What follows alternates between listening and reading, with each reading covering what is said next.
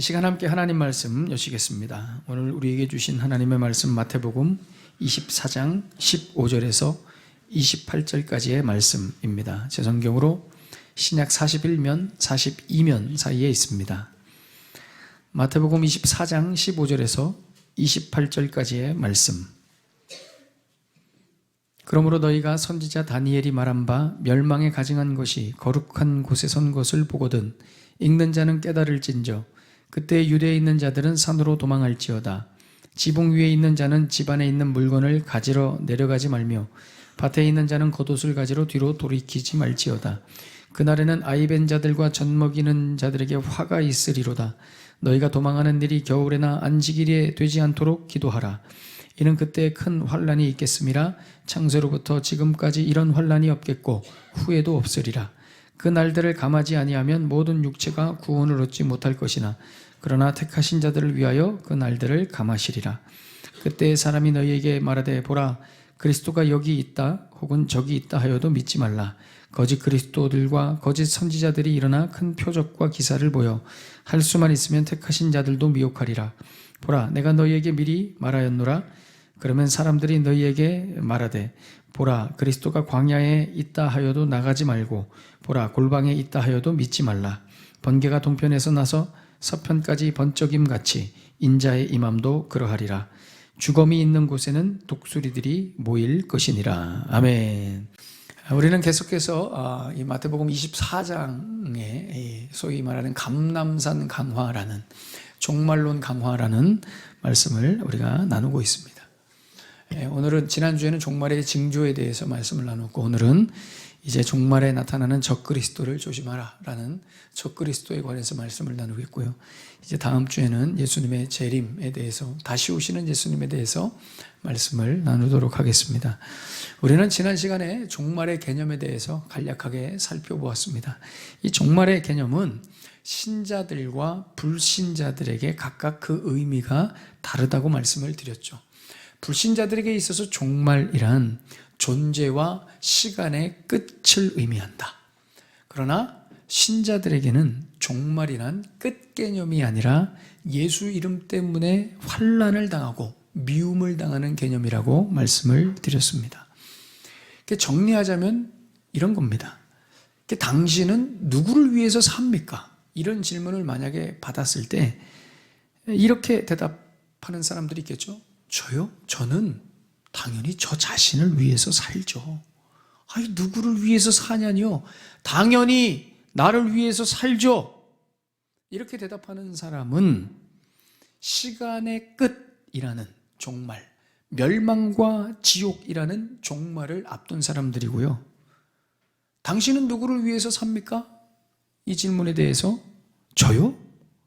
저는 예수님을 위해 삽니다. 하나님의 나라와 영광을 위해서 주님께서 나를 부르신 그 부르심이 저는 외면할 수 없어서 주를 위해 삽니다. 이렇게 대답하는 사람은 지금 이미 영혼과 천국을 살아가는 사람이라는 거예요. 이런 사람들은 그런데 이 마지막 때에 앞선 자기 자신을 위해서 사는 사람들에게 환난과 미움을 당하는데 이것이 바로 종말에 나타나는 징조라는 것입니다. 여러분 상식적으로 생각해도 그렇습니다. 우리는 그리스도인들은 시간의 마지막이나 개인의 존재의 종말을 두려워하지 않습니다. 상식적으로 그렇죠. 왜냐? 예수님을 위해 사는 자들, 예수를 믿는 사람들은 죽지 않습니다. 죽지 않아요. 영생을 소유합니다. 여러분 이 말이 낯설게 들려지시면 안 됩니다. 여러분 우리는 영생을 소유했고 죽지 않습니다. 우리가 이 사실을 믿기 때문에 우리는 영원을 사는 존재들이라는 그 사실을 우리가 믿기 때문에 오늘도 이 자리에 나온 겁니다. 여러분들이 이 자리에 왜 나왔는지 여러분들이 아셔야 됩니다. 우리가 아침부터 준비해서 이 자리에 나온 이유는 그 영생 때문에 영원을 사는 존재들인 것을 우리가 인식하기 때문에 예수님 때문에 생명을 얻은 그 사실에 감사해서 반응해서 이 자리에 나오는 것이죠. 우리가 왜 나왔습니까? 오늘 여기. 그잖아요. 예수님께서 우리에게 분명히 말씀하시죠.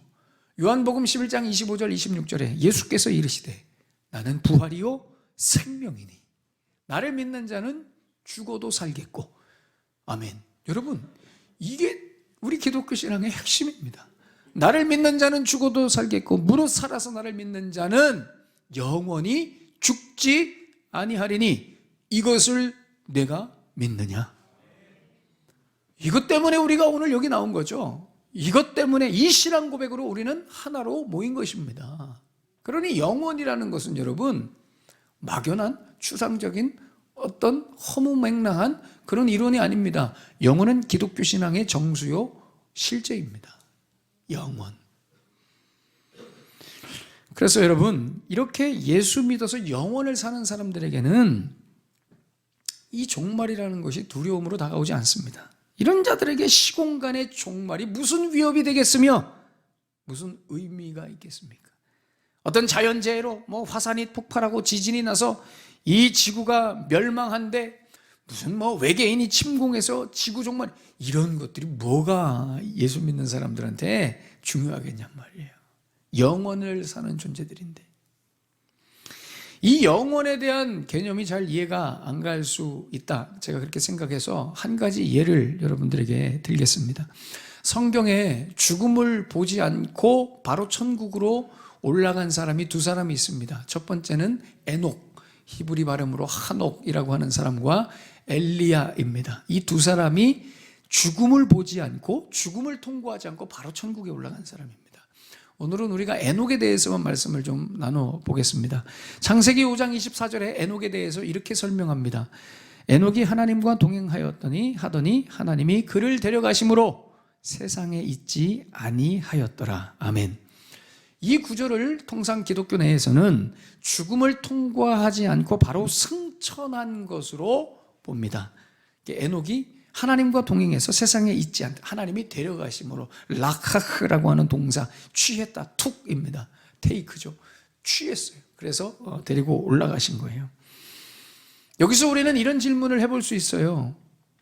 여러분, 그렇다면 에녹은 이렇게 저희처럼 멀쩡히 살아있다가 갑자기 하늘로 부름을 받아서 올라간 사람이에요. 그러면 에녹은 산 사람입니까? 죽은 사람입니까? 한번 대답해 보세요. 물론 우리의 대답은 뻔합니다. 그러나 한번 생각해 보시라는 거예요. 에녹은 여러분 살아있는 사람입니까? 죽은 사람입니까? 죽음을 통과하지 않았다니까요. 애매합니다. 죽음을 겪지 않았으니 살아있는 사람인가? 아니야, 지금 없잖아. 지금 현존하지 않으니 죽은 사람일까? 여러분 한번 생각해 보십시오. 여러분 영원을 이해하는데 이 에녹이 굉장히 중요한 단서가 됩니다. 에녹에게 죽음이 없었다는 말은 에녹에게는 시간의 끝이 없었다는 말입니다. 그러니까 처음부터 영원을 살았다는 말이죠. 그래서 영원이라는 것은 여러분 개념을 잘 이해하셔야 되는 게 삶과 죽음의 한 영역이 아닙니다. 영원이라는 것은 생명이라는 다른 차원의 영역인 거예요. 이게 무슨 말이냐?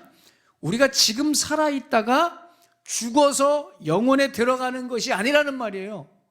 우리가 가진 영혼이라는 것은 내 안에 지금 예수의 생명이 있으면 지금이 영혼이라는 것입니다. 여러분은 지금 영혼을 살아가고 계시는 겁니다. 예수의 생명이 여러분들 안에 있다면 무엇이 두렵겠습니까? 자, 그러면 에녹은 어떻게 남들은 다 죽을 때 영원이라는 시간을 살았을까요? 어떻게 영원이라는 시간을 살았어요? 아까 5장 24절에 뭐라고 단서를 댔어요? 하나님과 동행하더니 라고 말씀하죠. 하나님과 동행하더니, 여기서 이 동행하더니라는 동사가 이제 걷다라는 할라크라고 하는 동사를 히트파엘, 소위 말하는 재귀형, 상호관계형, 반복형이라는 동사 형태로 그 할라크라는 동사를 썼습니다. 그래서 할라크를 히트파엘형으로 써서 히트할레크, 히브리어 문법 시간이 갑자기 됐는데 이 히트할레크라고 하는 이 재귀형으로 썼습니다. 무슨 얘기예요? 하나님과 동행, 무슨 얘기냐? 하나님과 발을 맞추어서 한 걸음 한 걸음 걸어갔다는 얘기입니다. 빨리 가지도 않고 늦게 가지도 않고 하나님과 같이 한 걸음 한 걸음 뭐가 연상됩니까? 체육대회 때 했던 2인 삼각 경기가 생각이 나죠. 여러분, 이것이 바로 히트할레크입니다. 히트할레크. 여러분, 이 히트할레크에 담겨진 가장 중요한 핵심 의미가 뭐냐면 서로 묶여 있다는 것입니다. 서로 묶여 있어요. 하나님과 동행하더니 라는 말은 무슨 얘기냐? 내가 하나님과 묶여 있다는 말입니다. 묶여 있다. 그래서 하나님과 묶여 있기 때문에 하나님과 동행을 한 걸음 한 걸음 동행하는 것입니다. 이것이 바로 히트할레크 동행이라는 의미인 것입니다. 우리 찬양 중에 오직 예수뿐이네 라는 찬양이 있어요. 이 찬양에 보시면 요런 후렴에 요런 대목이 있거든요. 크신 계획 다 볼 수도 없고 작은 고난에 지쳐도 주께 묶인 나의 모든 삶, 주께 묶인 나의 모든 삶 버티고 견디게 하시네. 우리 인생을 우리가 다 알 수 없죠. 하나님의 뜻을 다 알 수 없어요. 고난이 올 때마다 우리가 지치지만 우리가 버티고 견디는 이유가 뭐라는 거예요? 하나님께 주께 묶여있기 때문이라는 거예요. 그래서 우리는 쓰러질 수도 망할 수도 없다는 겁니다. 이게 얼마나 기가 막힌 찬양인지. 우리 이 찬양 요 후렴 부분만 우리 한번 해볼까요? 크신 계획, 크신 계획 다 볼 수도 없고 작은 고난에 지쳐도 주께 묶인 나의 모든 삶 버티고 견디게 하시네. 다시 고백합시다. 크신 계획, 크신 계획 다 볼 수도 없고 작은 고난에 지쳐도 주께 묶인 나의 모든 삶 버티고 견디게 하시네. 은혜 아니면 살아갈 수 없네. 은혜 아니면 살아갈 수가 없네. 나의 모든 것 다 주께 맡기니 참된 평안과 위로 내게 주신 주 예수, 오직 예수뿐이네. 아멘. 주께 묶인 나의 모든 삶 버티고 견디게 하시네. 여러분, 이것이 바로 히트할레크 동행입니다. 동행. 여러분, 무엇을 하시든지 하나님과 동행하시길 축복합니다. 이런 사람이 성경에 또 있습니다. 누구냐? 하나님께 묶여서 하나님과 동행해서 전 인류가 다 죽을 때 안 죽었던 한 사람이 있습니다. 그 사람이 누구냐면 이 에녹의 증손자인 노아입니다. 노아. 창세기 6장 9절에 이렇게 말씀하죠. 이것이 노아의 족본이라. 노아는 의인이요 당대의 완전한 자라. 그리고 뭐라고 설명해요? 그는 하나님과 동행하였으며. 동일하게 설명하죠. 그래서 여러분, 노아도 전 인류가 죽어 홍수로 멸망할 때 죽지 않아서 혼자 죽지 않은 것을 보여주므로 영원을 사는 존재임을 상징적으로 보여준 겁니다. 에녹이랑 똑같은 거예요. 자, 그래서 여러분, 지난 본문에 마태복음 24장 3절에 제자들이 이렇게 질문했잖아요. 예수님, 언제 어느 때에 이런 말세, 이런 종말의 때가 있겠으며 어떤 징조가 있습니까? 이런 질문은 사실 굉장히 영원을 사는 하나님 백성들에 걸맞지 않는 질문입니다. 여러분, 예수 믿는 사람들은 언제 이때가 오는지, 그때 무슨 징조가 있는지 별로 그렇게 중요하지 않습니다. 예수님께 묶여서 동행하는 사람, 우리 하나님과 동행하는 사람들은 이런 것들이 궁금하지 않습니다. 언제 지구의 종말이 오는지, 언제 내 개인의 종말이 오는지 별로 궁금하지 않습니다. 신자들에게 중요한 것은 지금 내가 예수를 위해 살고 있느냐 하는 겁니다. 지금 내가 예수님과 동행하고 있느냐, 우리에게는 이게 중요한 거지, 언제 종말이 오느냐, 종말의 징조가 무엇이냐, 이게 중요하지 않다는 겁니다. 이런 질문은 자기 존재의 멸망이라는 그런 종말을 두려워하는 자들이나 궁금해할 질문인 거예요. 왜 궁금할까요? 그죠? 그 종말을 어떻게든지 피해보고 막아보고 지연시키고, 그죠? 종말을 대비해 보려고 때를 알고 싶은 것이죠. 오늘 본문이 여러분 바로 그런 내용이에요. 바로 오늘 본문은 여러분 AD 66년에서 73년까지 있었던 로마와 유대인들 간의 1차 전쟁을 배경으로 하고 있습니다. 여러분, 이 전쟁에서 이 로마 군대와 이 유대인들과의 이 전쟁인데, 이 전쟁에서 유대인들이 얼마나 죽었냐면 약 110만 명이 죽었습니다. 엄청난 겁니다. 여러분, 고양시 인구가 몇 명이게요? 네? 네, 저도 잘 모릅니다. 뭐 한 107만, 8만 뭐 이렇게 되지 않겠습니까? 108만. 그러니까 이 전쟁으로 7년 동안 죽은 인원이 이 고양시 전체 인구가 되는 겁니다. 그러니까 아주 그냥 피해 학살이 있었던 것이죠. 이 굉장히 심각한 전쟁이었습니다. 특히 이 70년에, 여러분 70년에 최종적으로 이스라엘이 멸망했거든요. 예루살렘 성전이 함락됐거든요. 그리고 나머지 3년은 그 마지막 그 반란군들의 무리들이 마사다라는 곳에서 최종 항전을 했어요. 그 3년 동안 최종 항전을 하다가 그 960명인가 되는 사람이 최종 항전을 하다가 나머지 다 7명 빼고 자결을 한. 그러니까 그 3년 빼고 이 70년이 굉장히 중요한 해죠.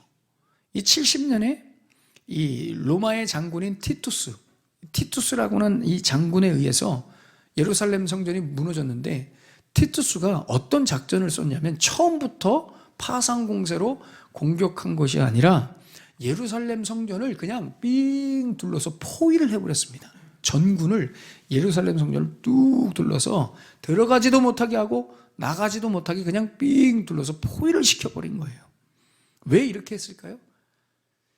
원래대로라면 예루살렘에는 한 10만 명이 거주하고 있었답니다. 그런데 그 시기가 마침 6월절 시기여서 디아스포라 유대인들이 이 6월절을 지키러, 명절을 지키러, 우리가 다음 주에 명절인데 명절을 지키러 그냥 예루살렘 성전에 가득 모여 있는 거예요. 그 한 100만 명 정도가 항상 모이는데, 그 100만 명 정도가 모인 그 예루살렘 성을 그냥 꽉 둘러서 포위를 해버린 거예요. 그리고 그냥 앉아서 기다린 겁니다. 뭘 기다렸을까요? 그렇습니다. 아사, 굶어 죽도록 기다린 거예요. 굉장히 비참하죠. 가뜩 인원이 10배로 늘어났기 때문에 금방 굶어 죽는 사람들이 늘어나는 거예요. 요세푸스가 쓴 그 역사책에 의하면 이때 굶어 죽은 사람을 계속 성 밖으로 집어 던졌는데, 그때 성 밖으로 밖으로 이렇게 집어 던져진 사람들이 60만 명 정도 됐다고 합니다. 굶어 죽은 사람들이 60만 명이나 됐다는 거예요. 얼마나 여러분 비참했겠습니까? 얼마나 막 서로 그 안에서 곡소리가 나고 처참한 그런 상황이었겠냐는 거예요. 그런 상황에서 티투스가 이 70년에 공격합니다. 아비벌 9일에 공격해요.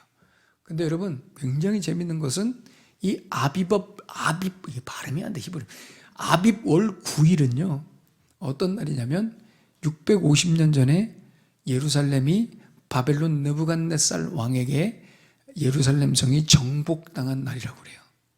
그러니까 아비벌 9일에 바벨론에 의해서 이스라엘이 멸망한 날에 또 예루살렘 성전이 또 멸망을 당한 겁니다. 누구에 의해서? 로마의 티투스에 의해서. 어쨌든 이날 이 피해 학살이 일어나요. 로마 군대가 잔인하게 유대인들을 학살합니다. 이 당일에만 11만 명이 죽어나갔다고 역사가들이 증언합니다. 누가복음에서는 이 사건을 마태복음보다 더 상세하게 기술하죠. 누가복음 19장 43절 44절 날이 이를지라 내 원수들이 토둔을 쌓고 너를 둘러 사면으로 가두고 또 너와 및 그 가운데에 있는 내 자식들을 땅에 메어치며 돌 하나도 돌 위에 남기지 아니하리니. 비교적 상세하게 설명합니다. 여러분, 이 사건이 바로 예수님께서 예언하신 예루살렘 멸망 사건이고 사람들이 그렇게 경험하게 될 종말이었던 것입니다. 여기서 여러분들에게 제가 중요한 질문을 하나 좀 드리고 싶습니다. 여러분 생각해 보십시오. 이 로마의 압제에 저항하여 싸운 유대인들은 어떤 사람들이었을까요? 로마의 군에 저항하여 싸운 유대인들은 어떤 사람들이었을까요? 객관식입니다. 1번 일반 평민들, 평백성들. 2번 예수님을 쫓았던 제자들과 그리스도인들. 3번 사내들인 공회 대제사장들, 열심당원들, 에세네파들이라고 하는 열심당원들. 여러분, 누가 이 로마의 군대의 압제에, 이 전쟁에서 누가 이렇게 앞서서 열심히 싸웠을까요? 정답은? 그죠? 답은 항상 긴 겁니다. 3번. 사내들인 공회 대제사장들, 에세네파들, 열심당원들. 무슨 얘기예요? 평민들은 그냥 아무런 죄 없이 죽어갔다는 겁니다. 여러분, 이 전쟁은 평민들의 전쟁이 아니었어요.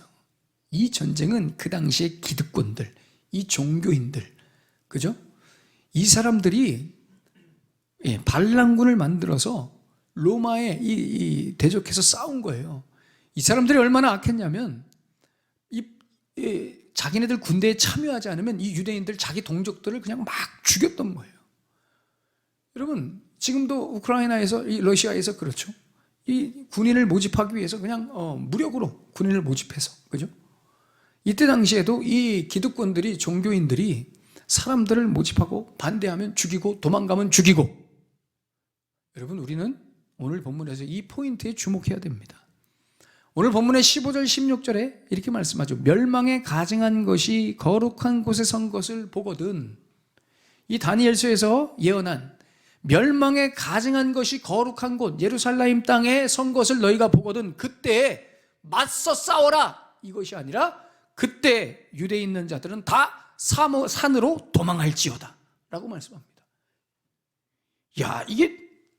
그래서 여러분, 실제로 이 예수님의 예언을 기억한 그리스도인들, 아까 그 2번에 있던 사람들, 그리스도인들은 로마의 군인들이 치고 들어올 때 다 도망갔습니다. 도망갈 때 어떻게 도망갔어요? 17절 18절에 있는 말씀처럼 지붕 위에 있으면 그냥 도망가고, 밭에 있으면 집에 들어가지 말고 도망가고, 제발 도망갈 때는 안식일이나 겨울이 오지 않았으면 좋겠다. 그러나 안식일이나 겨울이 와도 소용없다. 무조건 도망가라. 이렇게 예수님께서 말씀해 주신 거예요. 예언해 주신 거예요. 그 종교인들, 대제사장들, 사내들인 공회, 이 열심당원들, 그 사람들이랑 같이 연합해서 싸우지 말고 도망가라는 거예요. 목사님, 너무 치사하고 비겁한 거 아닙니까? 외세가 침입했는데 어떻게 그리스도인들은 함께하지 않고 배신하고 다 도망갑니까? 여러분, 배신 아닙니다. 예수님이 그렇게 하라 하신 것이죠. 유대에 있는 자들은 다 산으로 도망갈지어다. 왜 이렇게 말씀하셨어요? 왜 도망가라고 말씀하셨어요? 그렇습니다.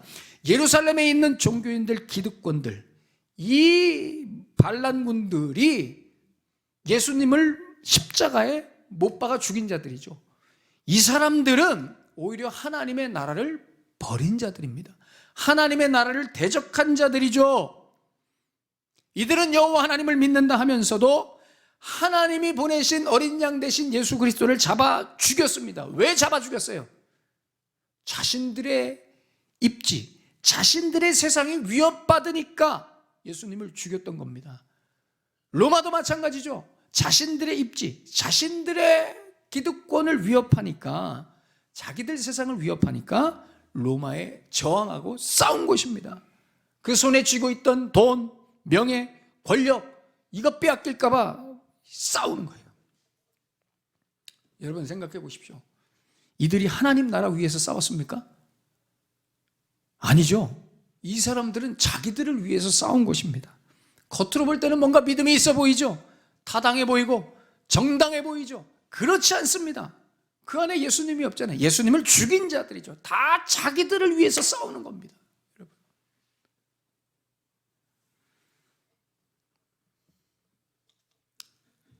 저는 개인적으로 오늘 설교가 너무 개인적으로 오늘 설교를 일부 예배 때 하고 너무 감사하고 만족스러웠습니다. 이 설교를 하고 이게 제가 보통 한 10번 하면 9번은 만족스럽지 않은데 오늘 설교는 너무 만족스러운 거예요. 제 기준이 있기 때문에. 뭐 여러분들도 만족하라는 얘기는 아니에요. 물론. 오늘 이 메시지가 우리에게 주는 교훈이 아주 중요하다고 제가 생각됐기 때문에 우리 공동체에게 주시는, 우리 각 개인에게 주시는 정말 중요한 메시지라고 생각해서 저는 오늘 설교에 왜 이렇게 흡족한지 모르겠어요. 물론 일부 때는 전례 없는 침묵이 흘렀습니다. 일부 예배 때는 전례 없는 침묵이 흘렀는데 저는 왜 그렇게 오늘 설교가 만족스러운지. 이 종교인들은 하나님의 나라를 위해서 싸우지 않았어요, 여러분. 비록 로마의 군대가 멸망에 가증한 자들이고 아무리 예루살렘 성전이 거룩해도 독사의 새끼들이요 악마의 자식들인 이 종교 기득권들, 자기 열정으로 명분으로 똘똘 뭉친 이 SNF파들, 열심당원들, 자기들을 위해서 살아가는 이 사람들 때문에 이스라엘 땅은 망해야 된다는 겁니다. 예수님의 예언인 겁니다. 그러니 너희들은 거기서 과감하게 손 털고 일어나 산으로 도망가라는 거예요. 그리고 아무리 혼란한 상황, 아무리 피비린내나는 처참한 상황이 와도 흔들리거나 동조하지 말라는 겁니다. 그리고 23절, 24절에 있는 말씀처럼 너희들을 선동하고 거짓 선동가들이 거짓 그리스도가 너희들을 선동하고 너희들을 유혹할 때 거기에 넘어가지 말라는 거예요. 거기에 넘어가서 같이 싸우지 말라는 거예요. 영원을 사는 자들답게, 예수의 생명을 가진 자들답게 너희들은 이미 오신 그리스도를 영접하였기 때문에 그 예수님께서 너희들에게 주신 그 명령과 사명을 쫓아 앞으로 살아가라는 거예요. 생각해 보십시오, 여러분. 이 당시에 유대 땅에 사는 사람들이 생각하고 기대하는 메시아 그리스도는 어떤 존재였을까요? 뻔하죠. 지금 로마의 공격을 받고 있기 때문에 이스라엘 사람들이 기대하고 생각하는 그리스도 메시아는 로마의 이 공격을 물리쳐줄, 이겨줄 그런 메시아 그리스도를 기대했을 것입니다. 그렇다면 자연스럽게 적그리스도, 그리스도에 반대되는 적그리스도, 이 거짓 그리스도는 누구겠습니까? 그렇죠. 자기들의 나라를 공격한 로마라는 제국이요 그 로마의 황제였던 겁니다. 그래서 이스라엘 사람들에게 적그리스도는 네로가 적그리스도였고요, 네로 다음에 베스파시아누스가 적그리스도였고요, 베스파시아누스의 아들인 티투스가 적그리스도였던 겁니다. 여러분, 이게 얼마나 무섭고 어리석은 이런 생각인지 아세요, 여러분? 그리스도 메시아에 대한 개념이 잘못되었기 때문에 적그리스도에 대한 개념도 잘못되는 것입니다. 여러분, 적그리스도는 잘 생각하셔야 됩니다. 적그리스도는 지금 막 적그리스도 얘기 막 나오고 그러거든요, 세상에. 적그리스도는 여러분 나와 내 것을 빼앗아가거나 위협하는 존재가 적그리스도가 아닙니다.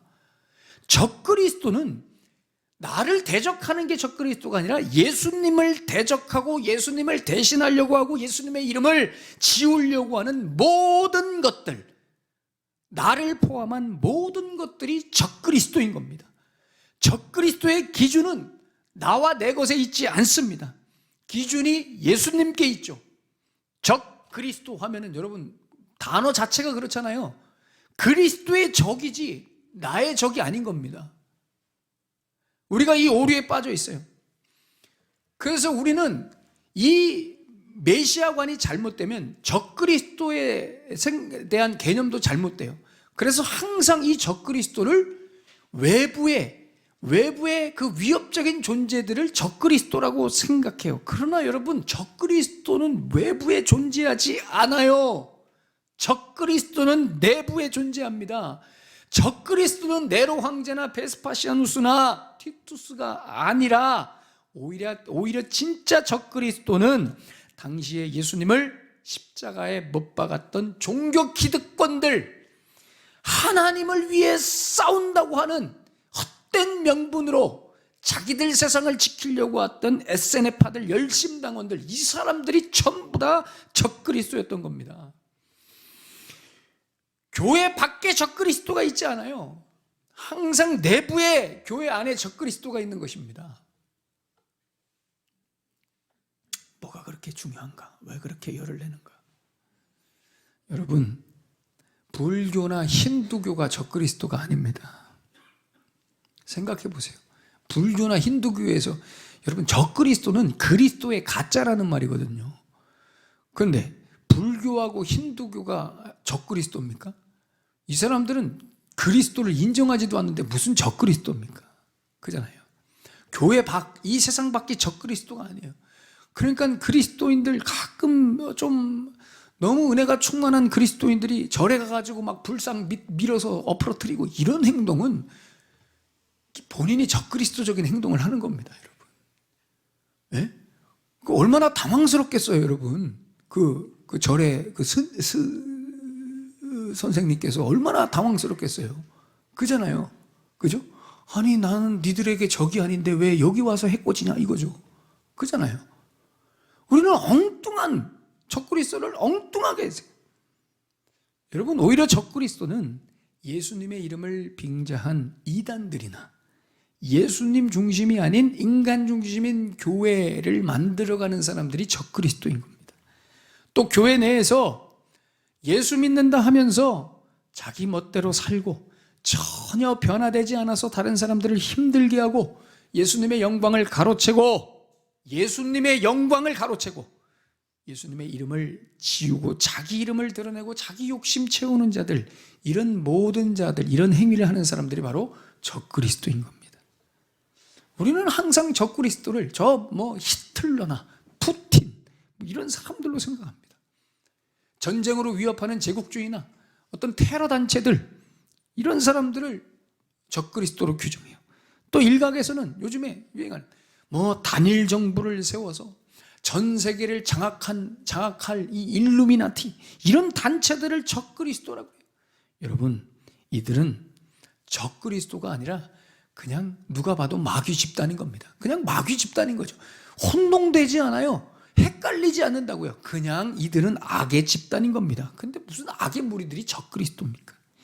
요즘 많은 교회들이 이런 어떤 이데올로기, 편가르기식의 이념으로 똘똘 뭉쳐져 있습니다. 그리고 투쟁합니다. 싸워요. 반대 이념이나 반대 사상을 가진 단체들, 이런 사람들을 적그리스도로 규정해서 싸워요. 투쟁합니다. 그러면서 하는 소리가 이거예요. 교회를 지켜야 된대요. 이 사회와 국가를 지켜야 된대요. 여러분, 도대체 누구를 위해서 교회를 지키는 겁니까? 예수님을 위한 것입니까? 누구를 위해서, 무엇을 위해서 사회와 국가를 지키는 것입니까? 정말 예수님이 주인 되시는 교회와 가정을 위해서 그런 행동을 하는 겁니까? 그렇다면 삶에서도 그런 모습을 보여야죠. 밖에 나가서 투쟁은 하지만 교회에 와서, 집에 와서는 폭군의 부모로, 전혀 그리스도인답지 않은 행동으로, 미성숙한 그런 모습으로, 그러나 투쟁은 하러 나가는 거예요. 교회를 지켜야 된다. 자신들의 나라를 세우고 싶은 것이죠.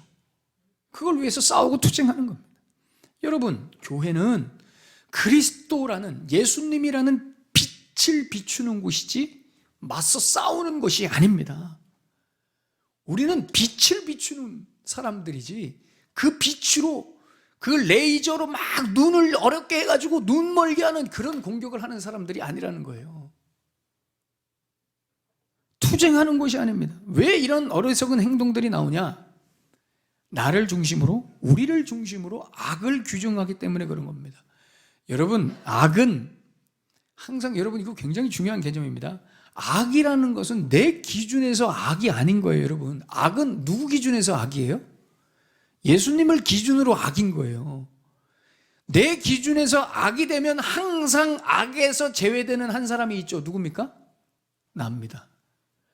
내 기준에서 악을 규정하면 항상 나는 악에서 빠지죠. 나를 제외한 모든 것이 악인 거예요. 그러니 나는 항상 정당하죠. 옳죠. 그러니 예수님의 이름으로 거리낌 없이 교회를 힘들게 하고 다른 사람들을 힘들게 합니다. 나도 예수 믿어 하면서 교회를 어지럽게 하고 지체들을 고통스럽게 하죠. 이 참 양심에 화인 맞은 것처럼 하나님의 영광을 가리고 선이라는 자기 명분으로 악을 처단하는 거예요. 이게 여러분 굉장히 무서운 겁니다. 십자군이 그렇죠. 내가 신자로 해야 할 개인의 경건은 하지 않고, 죄와 싸워 죄와 멀리하지 않고, 사명은 감당하지 않고 맨날 자기는 악과 싸운대요. 데모하러 나가고 투쟁하고. 도대체 이 악은 누가 정한 거냐는 말이에요. 이게 무서운 겁니다, 여러분. 투쟁하고 싸우고 칼 들고 창으로 맞서 싸우고, 저것들은 악하니까, 저것들은 적그리스도니까. 누가 적그리스도입니까, 여러분? 내가 적그리스도인데, 내가 예수님을 대적하는 적그리스도인데 도대체 누구랑 싸운다는 거예요? 우리는 다 이 논리에 빠져 있어요. 여러분, 예수님이 언제 투쟁하셨습니까? 예수님이 언제 칼 드신 적 있습니까? 여러분, 예수님은 십자가 지셨죠. 죄인들을 사랑으로 품으시고 십자가에서 죽으셨습니다. 그러니 예수님처럼 자기 십자가를 쥐지 않고, 죄인들을 사랑으로 품지 않고, 내 안에 있는 이 죄와 싸우지 않고 내가 규정한 악, 그 악과 시위하고 투쟁하고 싸우고, 이런 행위 자체가 적그리스도인 겁니다. 여러분, 예수님처럼 하지 않는 모든 것이 적그리스도입니다. 교회에서, 내 삶에서. 오늘 말씀의 제목이 종말에 나타나는 적그리스도를 조심하라. 여러분, 적그리스도의 정의를 분명히 해야 됩니다. 적그리스도는 뭐예요? 그렇습니다. 오늘도 종말, 신자들의 종말을 살아가지 못하게 하는 내 안에 믿음 없음과 두려움과 무지가 바로 적그리스도입니다. 예수님을 위해 져야 되는데, 예수 믿는다면 내가 좀 져줘야 되는데 지지 않죠. 끝까지 아득바득 싸워서 이깁니다. 예수님을 위해 어려움을 당하고 고난을 당해야 되는데, 예수를 위해 살아야 되는데 그런 거 교묘하게 피하고 안 하고 적당히 하고 나를 위해 살고 내 것을 위해서 사는 이 믿음 없음, 두려움, 무지, 이것이 바로 적그리스도입니다. 여러분, 적그리스도는 외부에 있지 않습니다. 사랑하는 여러분, 여러분 각자의 종말을 살아가게 되시기를 축복합니다. 신자의 종말을 사는 것입니다. 예수를 위해 사십시오. 여러분, 개인의 나라를 위해서가 아니라 하나님 나라를 위해서 꼭 살아가게 되시기를 축복합니다. 여러분 꼭 기억하십시오. 적그리스도는 외부에 있지 않습니다. 교묘하게 교회 안에 있고요, 우리 안에 있습니다. 우리 안에 있습니다. 여러분 자신을 돌아보지 않고 외부의 적을 적그리스도로 하지 마십시오. 예수님 바라보시고요, 예수님 집중하시고요, 예수를 위해서 사십시오. 아까 찬양했던 것처럼 죽게 묶인 나의 모든 삶. 여러분 자신을 예수님께 묶어 동행하십시오. 예수님과 반대되는 모든 것들과 싸우십시오. 그것이 바로 신자의 삶인 줄로 믿습니다. 왕 대신 우리 예수님은 반드시 다시 오십니다. 예수님이 다시 오시니까 우리는 뭐인 거예요, 여러분? 그날을 우리가 다시 오시는 그날을 못 본다 할지라도 우리 각자는 누구나 다 예수님 앞에 섭니다. 두려운 마음으로 오늘 하루를 여러분들의 믿음을 행사하며 살아가십시오. 여러분들의 믿음을 행사하며 예수님을 위해 오늘을 사십시오. 나를 위해서 사니까 피곤하고 우울하고 절망스럽고 항상 어려운 겁니다. 나를 위해서 사니까 그런 겁니다, 여러분. 생명이 없으니까 그런 겁니다. 우리 안에 생명이 있는데 어떻게 그렇게 삽니까? 절망하지 않습니다. 우울하지 않습니다. 답답하지 않습니다. 여러분, 예수님을 위해서 사십시오. 이 말을 그냥 흘려듣지 마시고 마음에 꼭 기억하시기 바랍니다. 하루를 살아도 예수님과 동행하며 여러분 각자에게 주어진 종말을 사십시오. 그것을 하나님께서 기뻐하시고 그것이 여러분들의 신자된 증거입니다. 기도하겠습니다. 오늘 주신 말씀 가슴에 품으시면서 우리 함께 기도합시다.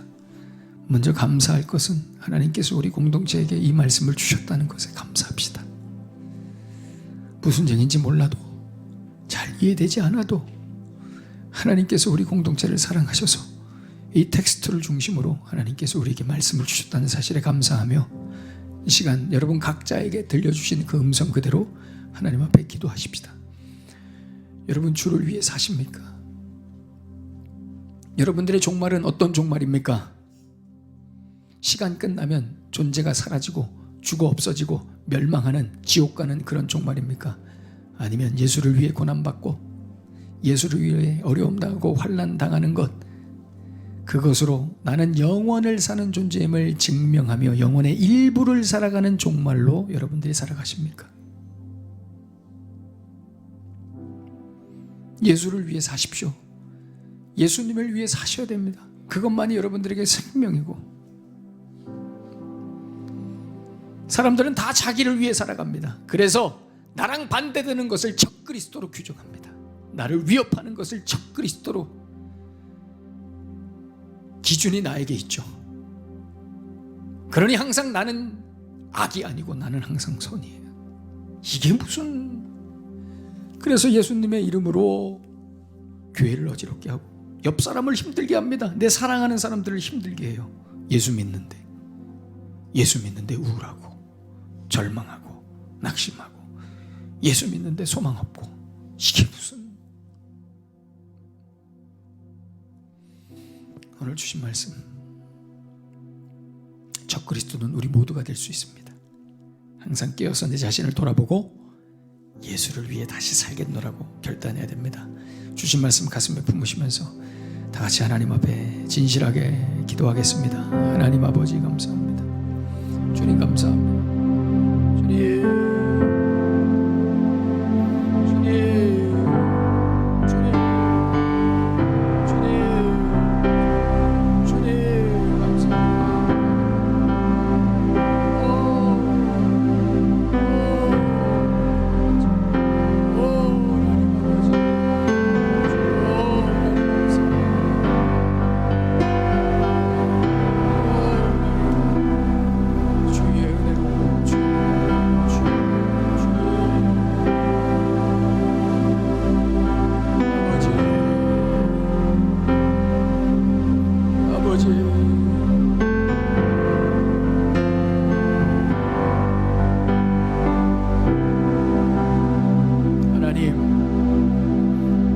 하나님과 동행하면서 마땅히 신자들이 살아야 할 그 종말을 살아가게 하여 주시옵소서. 하나님, 내 자신을 항상 들여다보게 하시고 기준이 내게 있지 않고 예수님에게 있음을 늘 기억하며 예수님과 반대되는 것을 적그리스도로 여겨 믿음으로 싸우게 하여 주시옵소서. 그게 설사 나라 할지라도, 내 것이라 할지라도 예수님과 반대되는 것에 싸우며 믿음으로 승리하는 주의 거룩한 백성들의 삶 다 되게 하여 주시옵소서.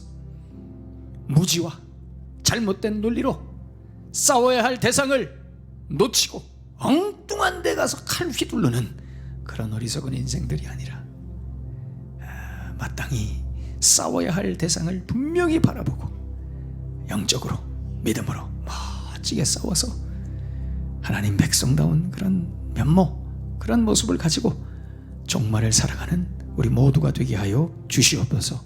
예수님의 이름으로 기도하옵나이다. 아멘.